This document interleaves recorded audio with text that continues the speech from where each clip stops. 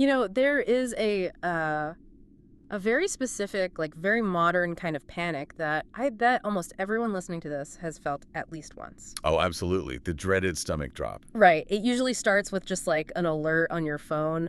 Or Mhm. maybe you get this weird text from a friend saying, hey, did you just send me a sketchy link to buy discount sunglasses? Yeah, and suddenly you just freeze. Exactly. Your stomach just drops. You realize, oh no, someone has breached my personal email. It's a distinctly modern vulnerability, really. I mean, our legacy email accounts, they aren't just communication tools anymore. They're basically the digital junk drawers of our entire lives. Oh, that's a great way to put it. Yeah, they hold everything, from Yeah. like bank password resets to decade-old private conversations that you completely forgot about. It is such a terrifying violation of privacy for anyone to experience.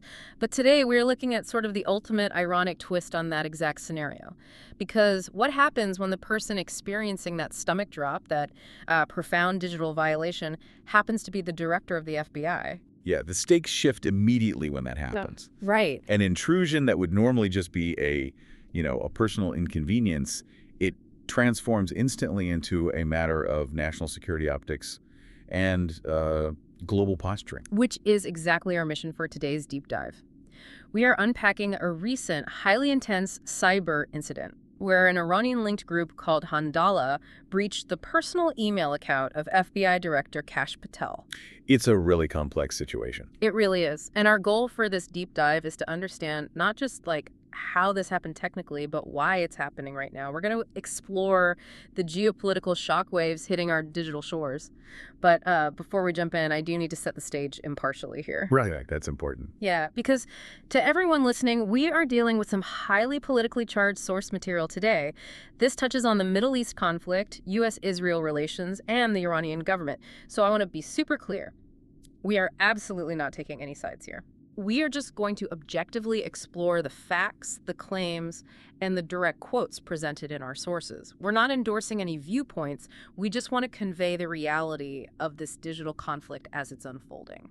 And what's fascinating here is how the boundary line between personal digital security and international cyber warfare has completely evaporated. Yeah, totally. We all have this lingering Hollywood image of cyber warfare, right? Like Yeah. highly sophisticated syndicates attacking power grids or shutting down municipal water supplies. Sweating hackers in dark hoodies typing furiously. Exactly. Or draining banking mainframes. But the reality on the ground is shifting. Sometimes the primary battlefield is just, forgotten Gmail account. It's wild.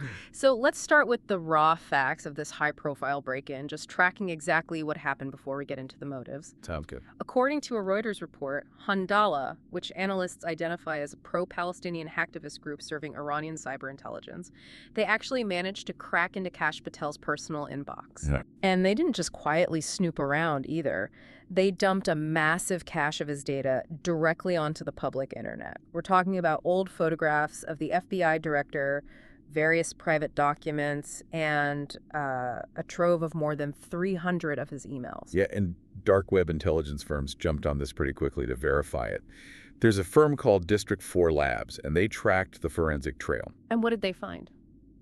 They confirmed that the compromised Gmail address Handala was parading around did actually match a known personal email address for Patel. Wow. Yeah. And interestingly, this specific address had surfaced in previous older data leaks on the dark web. Okay, let's unpack this for a second, because this is where the narrative that Handala is spinning kind of crashes into technical reality. Right. Because on their website, the hacking group was doing this massive victory lap. They boasted that they had breached the FBI's, quote, supposedly impenetrable systems in a matter of hours. Yeah, they really played it up. They did. They even claimed they extracted classified files.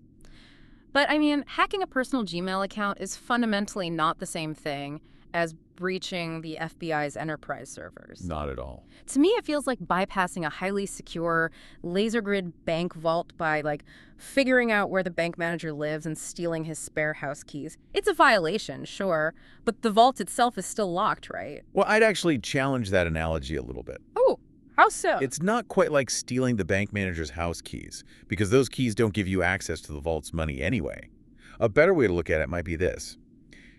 It's like failing to breach a heavily guarded impenetrable castle, so instead you decide to throw mud at the king's personal carriage while he's riding through the town square. Oh, wow. Okay, I like that. Right. Because you didn't conquer the castle. Hmm. You didn't steal the crown jewels.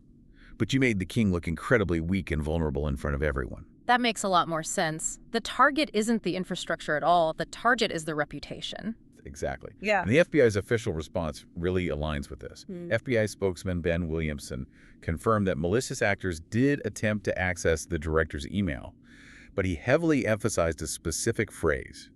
He said the information is, quote, historical in nature and does not involve government data. Historical in nature, meaning old stuff, no active state secrets. Right. It confirms no classified server was breached. But in cyber warfare, the reality of what was technically stolen matters significantly less than the optics of a successful embarrassment. Just generating that headline, FBI director hacked. That does the damage they want. Precisely. They don't need the nuclear codes. They just deal in the currency of humiliation. But, embarrassing a public official like this doesn't just happen in a vacuum. If this was just an opportunistic strike against Patel, they probably would have just dropped the data and moved on quietly. Yeah, the timing is everything here. Right. Looking at the timing, this was absolutely not a random attack. It was a highly targeted, very specific act of retaliation. It's essentially this $10 million game of digital chess. To understand the sequence of moves, we really have to look at what the U.S. government did just days before this leak. Walk us through it. What happened last week? So last week, the Department of Justice seized 4 domains, essentially stripping away the website addresses that were linked directly to Handala. Okay. And the government's justification for seizing these domains is vital context. They didn't just say these sites were, hosting malware or something. They explicitly argued the domains were being used to conduct psychological operations against opponents of the Iranian regime. Psychological operations, that's a heavy term.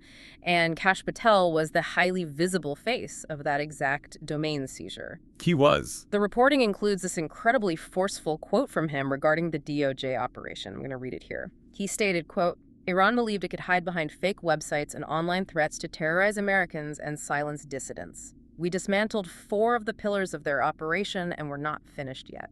That is a very strong, very public statement of authority. He practically threw down the gauntlet in the public square. Yeah. By physically taking away their digital megaphones, the U.S. was trying to cut off Handala's ability to project influence. And Handala's clapback was immediate. And honestly, incredibly theatrical. They didn't just leak the emails out of nowhere. They released a statement explicitly tying the hack to the FBI's actions. Right. They wanted everyone to know exactly why they did it. They cited the fact that the FBI had announced a $10 million reward for information leading to their members. They stated, quote, while the FBI proudly seized our domains and announced this reward, we decided to respond to this spectacle in a way that will be forever etched in memory. Just listen to that language. I know. They deliberately framed the hack as showcasing the downfall of the so-called legends of American security.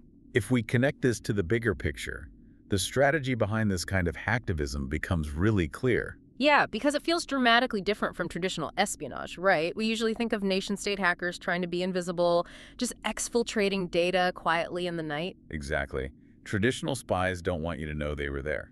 But this is the exact opposite. It's loud, it's super personal, and it's performative.